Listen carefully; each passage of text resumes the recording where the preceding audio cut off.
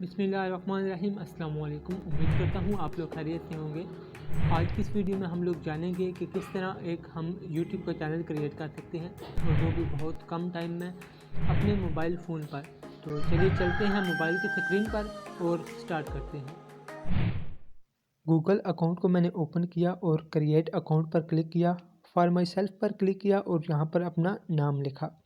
नाम लिखने के बाद नेक्स्ट किया और यहाँ पर बेसिक इन्फॉर्मेशन में अपनी डेट ऑफ बर्थ को एंटर करके नेक्स्ट किया और यहाँ पर जीमेल सेलेक्ट कर दी, या फिर आप नई जीमेल अपनी मर्ज़ी की भी लिख सकते हैं।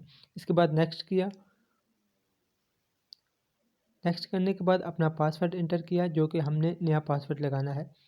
नेक्स्ट किया और यहाँ पर अपना मोबाइल नंबर लिखना है। मोबाइल नंबर लिखने के बाद नेक्स्ट किया। नेक्स्ट करने के बाद यहाँ पर कोड एंटर किया, जो कि हमारे उस नंबर पर आएगा। उसके बाद यहाँ पर अगर आपने अपना फ़ोन नंबर आपका अपना है तो यहाँ पर यस आई एम इन कर दें।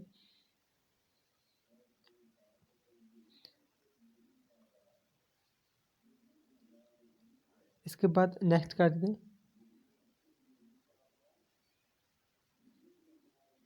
यहाँ पर आई एग्री कर दें। आप रूल पढ़ सकते हैं उनके।